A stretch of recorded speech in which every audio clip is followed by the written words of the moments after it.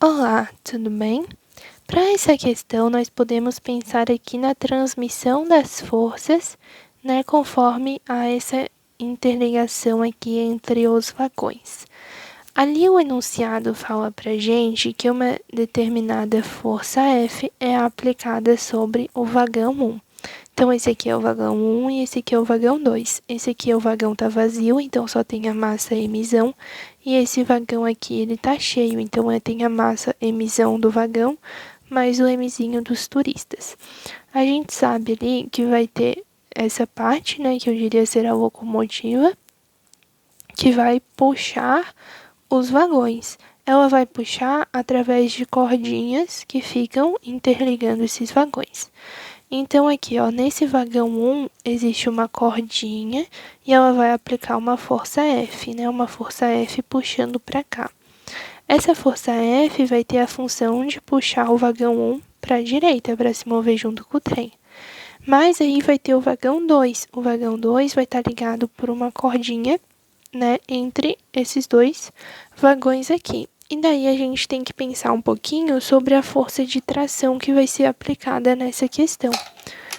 O enunciado fala pra gente que vai ser produzida aqui uma força de valor T, né?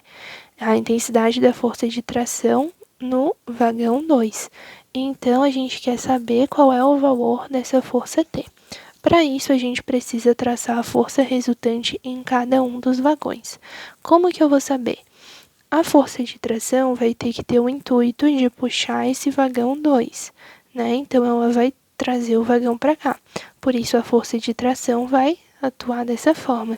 Mas lá pela terceira lei de Newton, a gente sabe que toda força de ação possui uma força de reação de mesmo módulo, mesma direção, sentido oposto e atuando em corpos distintos. Se esse vagão 1, né, tá puxando o vagão 2 por essa corda, né, já que a corda interliga esses dois. Se o vagão 1 puxa o vagão 2 com uma força T para cá, então o vagão 2 puxa o vagão 1 com uma força T em sentido oposto, como se o vagão 2 apresentasse uma oposição ao movimento devido à sua inércia também, né? E aqui então a gente traça, através da terceira lei de Newton, esses dois pares de ação atuando em corpos opostos, então o vagão 1 puxa o vagão 2 da mesma forma que o vagão 2 puxa o vagão 1. A diferença é que, como as forças resultantes, apesar de dependerem, né, dessas forças aplicadas, não estão no mesmo sentido, dessa mesma forma os dois vão se mover para a direita, mesmo que o corpo 2 esteja puxando o corpo 1 aqui para a esquerda, tá? Porque vai existir uma força F de valor maior, capaz de superar essa força de tração, de resistência que o 2 apresenta em relação ao movimento, e então gera uma força resultante aqui para a direita, gerando uma aceleração. Como é um mesmo sistema, né, vai ser um mesmo conjunto aí de locomotivas e vagões se movendo juntamente, como se fossem vários bloquinhos sendo puxados ao mesmo tempo, então todos os vagões devem apresentar a mesma aceleração. O valor de A deve ser o mesmo aqui e o mesmo aqui. Isso não indica que a força resultante deva ser a mesma, apenas que a aceleração deve ser a mesma, porque a velocidade desses vagões deve apresentar a mesma variação em um mesmo tempo, para que eles tenham sempre a mesma velocidade e assim eles percorram sempre distâncias iguais em tempos iguais e eles possam se locomover juntamente, tá bem? Então, sabendo aí, sempre que você tiver um sistema assim, né, em que os corpos estiverem interligados dessa forma, então você pode afirmar que a aceleração é a mesma para todos eles, tá bem? Então, sabendo a aceleração, a gente vai calcular a força resultante através da segunda lei de Newton, que diz que a força resultante é igual a massa vezes a aceleração. Nesse primeiro caso, nós temos uma força F para a direita e uma força de tração para a esquerda. A força resultante é dada pela soma vetorial de todas as forças atuantes, então é F mais T. Como elas estão em sentidos opostos, né, então pela força vetorial, a soma vetorial, elas acabam subtraindo. Então, fica a força resultante igual a F menos T. como força é massa vezes aceleração, e a massa desse vagão 1 é emissão, então fica emissão vezes aceleração é igual a força menos atração. Para o vagão 2, né, a gente vai ter a mesma situação, mas agora a única força que está atuando nesse vagão 2 é a força T, que é a força com que o vagão 1 puxa o vagão 2, né? Então aqui o vagão 2 vai ter uma força resultante igual à tração, que é a única força que está atuando nele. Como a força resultante é massa vezes aceleração, e a massa do vagão 2 é o emissão mais o emizinho, então a gente faz emissão mais emizinho vezes aceleração é igual a tração. Aí aqui, ó, eu posso isolar essa aceleração.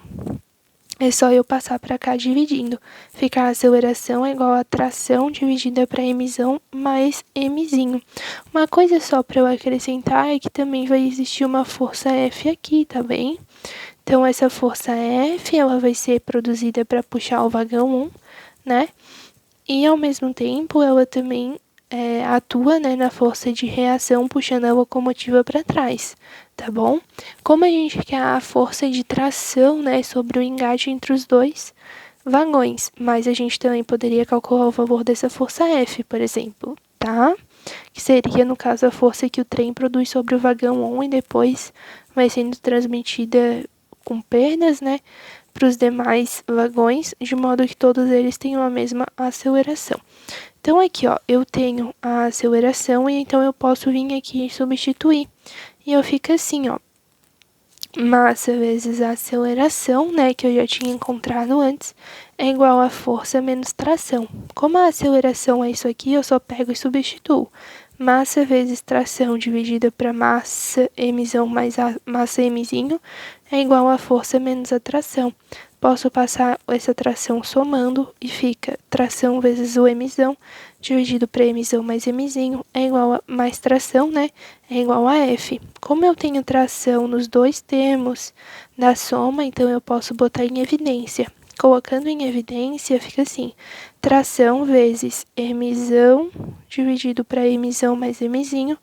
Como aqui não tem nada, eu posso dizer que tem um 1 multiplicando, né? Mais 1, que daí se você fizesse aí a distributiva, daria a mesma coisa. É igual a força F. Então, eu faço a soma dessa fração com 1, né? É só eu passar multiplicando aqui e depois somar. Fica assim, ó, é emissão mais emizinho vezes 1, né? Que aqui é 1 sobre 1.